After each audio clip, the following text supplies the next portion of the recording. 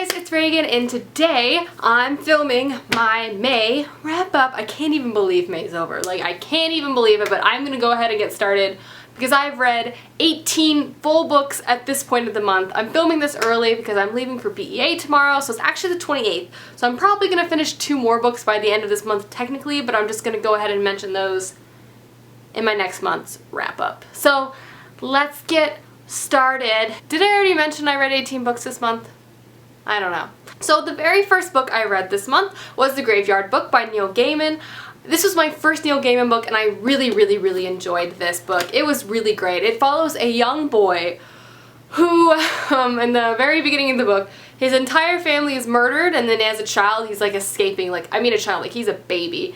And he wanders his way into a graveyard, and from there on out, he's raised in this graveyard by the ghosts and by all the inhabitants, and it's just a really cool story that's just really like fantastical and just a great piece of just middle grade literature in my opinion. Just like a straight up well written tale that was just great. Plus there was really awesome accompanying illustrations throughout this book. I just really enjoyed this, and I ended up giving it a 4.5 or a 5 out of 5 or something like that. I really liked this, so yeah. Next book I read was actually my very first graphic novel, and that was Saga Volume 1 by Brian K. Vaughan and Fiona Staples.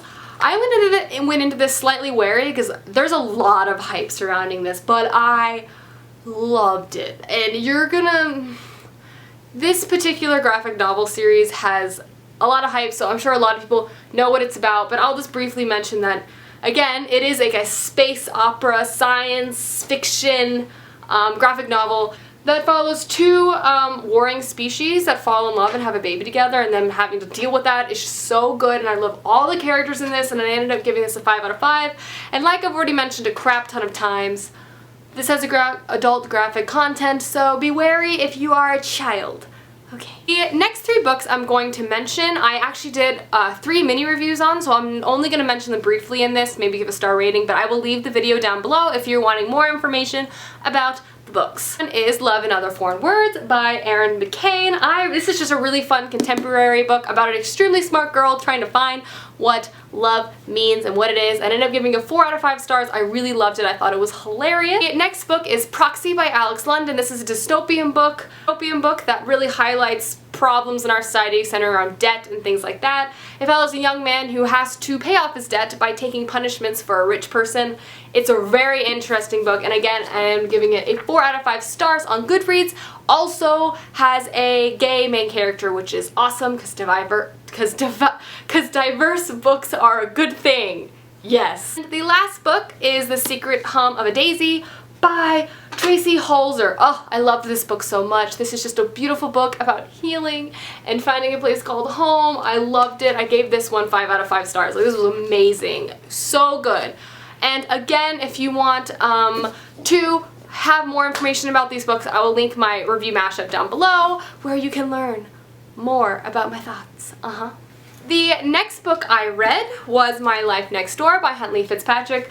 I really enjoyed this. Like, I went in, this follows a young girl, like senior in high school or something like that, and for all of her life, like, she has always just observed her next door neighbors, and because they have like a huge family and they're just so different than her family, because she just has her older sister and her mom, so she doesn't really, so her family's really stark and very like really buttoned up. They're just really reserved. They don't, and her mom in particular hates her next door neighbors because they're just rowdy and rambunctious and there's just too many kids.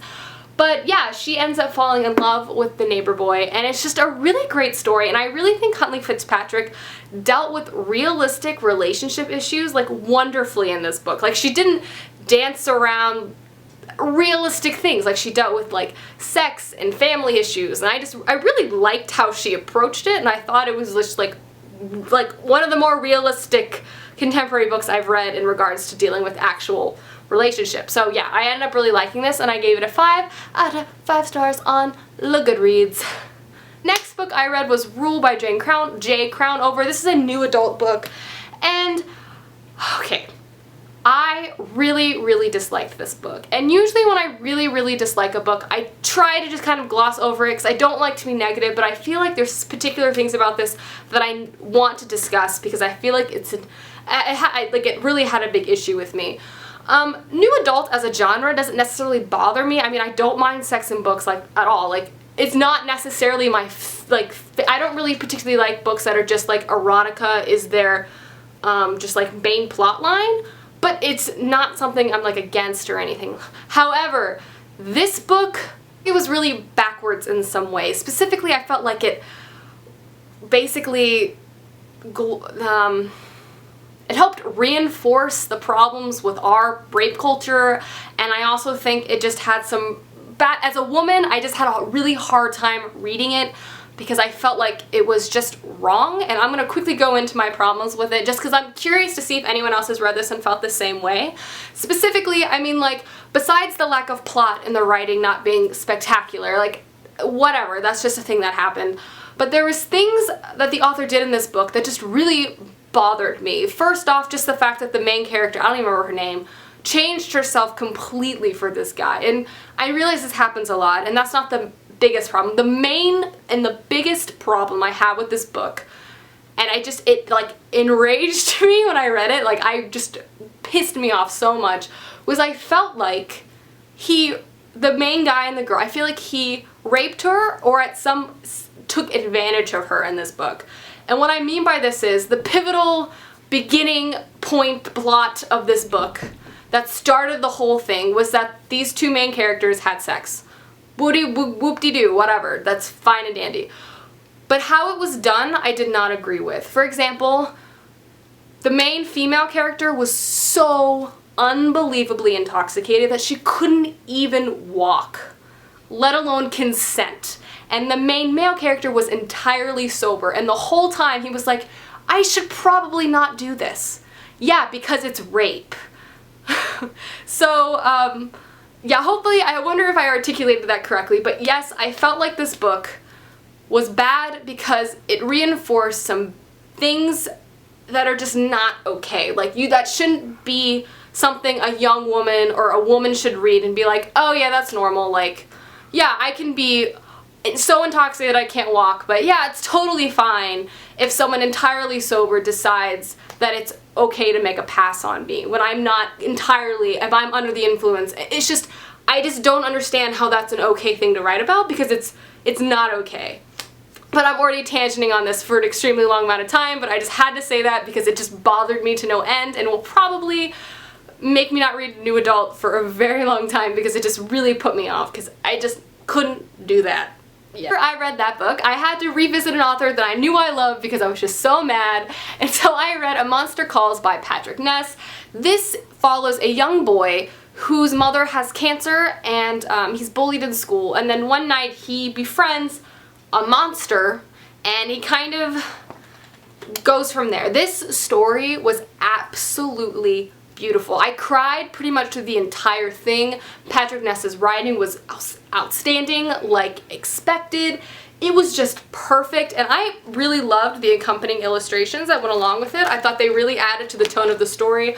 I loved this. I gave it a 5 out of 5 stars. Like, highly recommend this. Yes. Read it. Next set of books are all books that I read during the Bout of Books read-along-read-a-thon, and again I did a wrap-up video for this, so I'm going to be pretty brief in how I felt about the books overall, so you can, again, I will link that down below if you want more in-depth thoughts.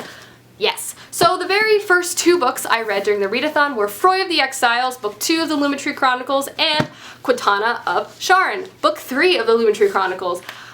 I absolutely loved these. This is probably one of my favorite young adult fantasy series I have ever read. I gave both of these 5 out of 5 stars. I go into more detail, sort of, in my wrap-up, so again, if you want more information, check that out. But I highly recommend this series. The first one is called Finnegan of the Rock. It was so good. Like, I'm serious. I'm serious. Quality literature, quality writing, like, oh, so good. The next 2 things I read during the Bout of Books readathon was volumes 2 and 3 of Saga. Again, I absolutely loved these. I can't really go into the plot of these because it's volumes 2 and 3. I gave them both 5 out of 5 stars on Goodreads. They were amazing. Please check out this graphic novel series if you haven't, and like, trust me, it's worth it. Trust me. And the last book I read during the Bout of Books readathon was We Were Liars by E. Lockhart.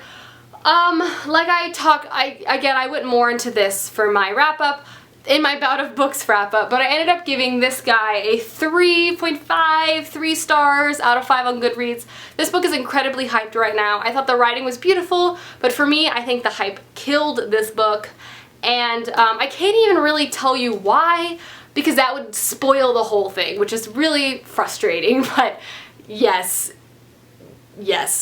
Maybe I'll make a discussion on this, a spoiler discussion, so I can explain my feelings, perhaps. The last set of books are all books I read during my Shit, I Have Too Many Books readathon, hashtag. Thanks to everyone who ended up participating in that. A lot of people ended up participating in that. It was quite fun, so I'll have to do one soon because it was a lot of fun, so yeah. The book I completed during that like readathon was In the Shadow of Blackbirds. I was so excited to read this. This is a paranormal historical fiction book that has really creepy photographs mixed in. I ended up really enjoying this. For me, the characters and the storyline I thought were really interesting, but I think the greatest strength of this book was how interesting the historical setting was and how much the author researched and used the setting to her or his advantage. I believe it's her advantage in creating great atmosphere. This is set during World War I and during the breakout of the Spanish flu influenza in America. It was just so cool. Like, it was great because there was like war, everyone's dying, and then additionally everyone has to wear these masks and hide in their houses. It was just really well written and quite well researched, and I ended up really liking this. I gave it a 4.5 out of 5 stars. The next book I ended up reading was The Ocean at the End of the Lane by Neil Gaiman, my second Gaiman book for this month. I thought this book was so beautifully written, and it was, to me, like Gaiman himself crafted his own modern fairy, folklore, myth, something. It was great. You noticed that I didn't give any sort of synopsis, because this book is really short. Don't read a synopsis. Just go in and just dive into this book of beautiful writing and beautifulness, because it's better that way. You don't need to know what this is about. Just go and read it, because I gave it a 5 out of 5 stars, or 4.5 out of 5 stars. So just do that instead. Like, you're just gonna have a nice plate of beautiful writing, and you're welcome. Next book I read was Czarina by J. Neil Patrick.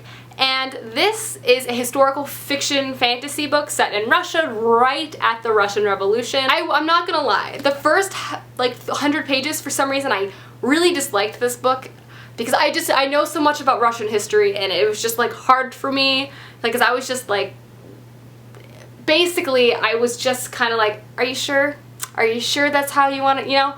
But after I got past that, I started actually really enjoying the story, specifically the characters. I really loved the historical setting and how the characters interacted within it. Basically, the main character, the female, is an aristocrat right at the Communist Revolution, and she has to team up with a red. So it's like a white and a red, like, working together. And it was just really interesting, and I really loved watching the character development and the character arc for both of these characters, and I think there's going to be a second book. I hope there is, because I want more from this world and the story. And I ended up giving this a 4 out of 5 stars on Goodreads. Like, this was pretty good. Like, thumbs up. And the last book I completed in May was Everything Leads to You by Nina Lacour. This is a contemporary novel that, 1, has a lesbian main character, which I loved, and 2, is centered in Los Angeles and in the movie scene. Oh, it's so cool. The setting and the writing is just what makes this book so unique. Like, the writing itself is beautiful, like, know that, but the setting is so cool. Our main character is basically like a prodigy set designer, and she's like working on movies and like with actors and actresses, and it's just such a cool, unique setting. I've never read anything like this before, and yeah, it was just really awesome and really unique, and I ended up giving it a 4 out of 5 stars on Goodreads. I didn't get any sort of freaking synopsis for that book. Everything Leads to You follows a young girl who's just graduated high school, and her brother, basically, she lives in Los Angeles, and her brother is leaving for Europe for the summer and gives her his super awesome apartment in Los Angeles and tells her to do something epic that summer. Additional to like that, our main character is also a protege like set designer, and she designs sets for movies, and she's awesome. And so this book just has so many cool elements because it's set in LA and she's working with like on movie sets and like designing things, and it's so cool. And also there's this really interesting like storyline that I just don't even want to mention because I don't want to spoil, because I thought it was really cool, that basically she finds this letter in this old actor's house and it sends her on this adventure. Hello. And it's really awesome. So yeah, I ended up giving this book a 4 out of 5 stars on Goodreads. It was really an enjoyable read. Yes. So there you go, guys. Those are all the books I read in the month of May. I realized there was a lot of them, and hopefully I wasn't too all over the place because I felt like I was all over the place. Anyway, see you guys soon with another video. Bye.